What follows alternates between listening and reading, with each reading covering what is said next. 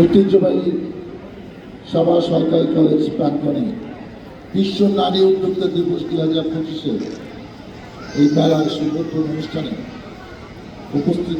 উপস্থিত সম্মানিত সভাপতি,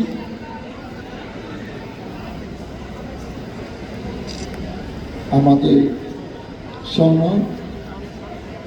স্বর্ণা শারমিন খান উপস্থিত আছেন আজকে এই অনুষ্ঠানে বিশেষ অতিথি, এই কলেজের অধ্যক্ষ জহির ইসলাম বিমান, আমাদের প্রিয় উপাধ্যক্ষ বদরুল আলম সহ বিভিন্ন বিভাগের শিক্ষকবৃন্দ এবং ছাত্রছাত্রীবৃন্দ সুধীমদের আসসালামু আলাইকুম।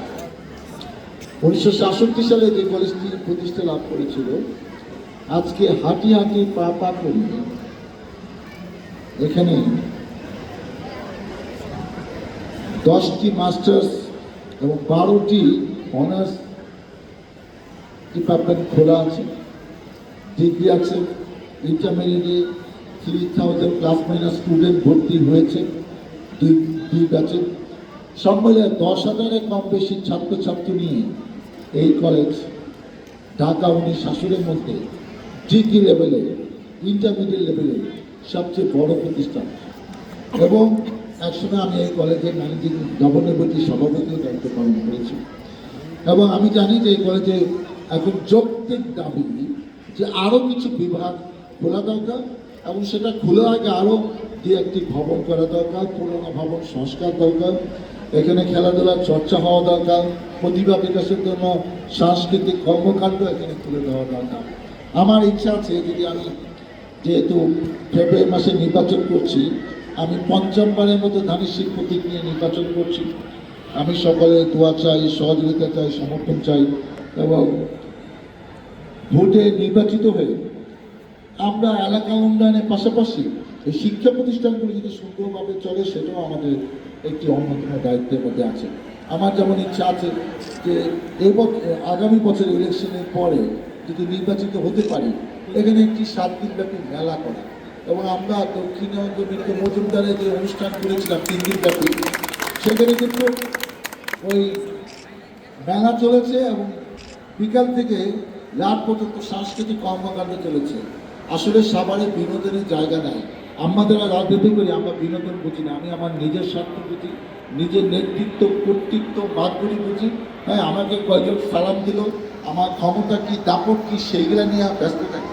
আমাদের এই 5ই আগস্টের পরে আমাদের নতুন করে ভাবতে হবে আসলে জনগণ কী চায়, শিক্ষকরা কী চায়, ছাত্রছাত্রী কী চায়।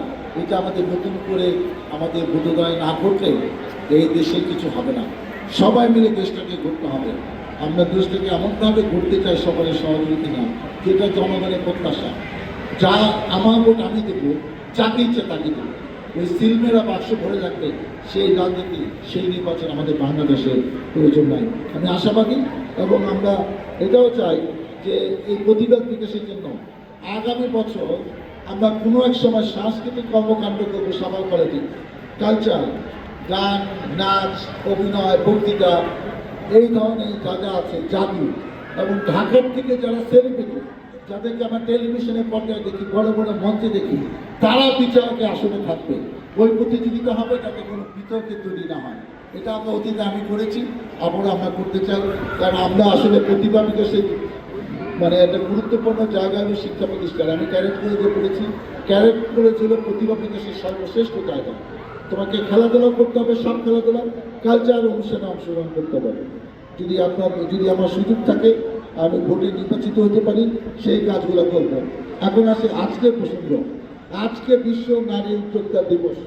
আমার ভালো লাগছে যে বিশেষ দিনকে স্মরণীয় করার জন্য আজকে এই স্বর্ণা নারী উদ্যোক্তা ফাউন্ডেশন এখানে 30টি স্টল দিয়েছে এবং এদের তত্ত্বাবধানে আজকে দিনব্যাপী এই মেলা হবে। যদিও মেলা শুরু হয়ে গেছে, কিন্তু আনুষ্ঠানিকতার ব্যাপার তো আছে, ছবি টবিতে থাকা দরকার, এটা সারা জীবনে একটি স্মৃতি। সেজন্য আবার নতুন করে অফিসিয়ালি এটা উদ্বোধনী করতে হচ্ছে, কিন্তু আনঅফিসিয়ালি তো উদ্বোধনী হয়ে গেছে। আমি বেশ কিছু বলতে চাই। আমি শুধু বলতে চাই, যারা এখানে স্টল দিয়েছে এরা অনলাইনে অনেক কিছু বানায় এবং এটা বিক্রি করে। আমি আপনাদের কাছে উদ্যোক্তা আহ্বান জানাই যে আপনারা এগুলাকে ফলো করেন, দেখেন, আপনাদের যেটা পছন্দ হয় সেটা আপনারা তাদের ঠিকানা নিয়ে নেন, তাদের কাছে অর্ডার করেন, এবং এদেরকে যদি আমরা সহযোগিতা না করি এরা নিজের চেষ্টায় তো খুব বেশি এগিয়ে যেতে পারবে না।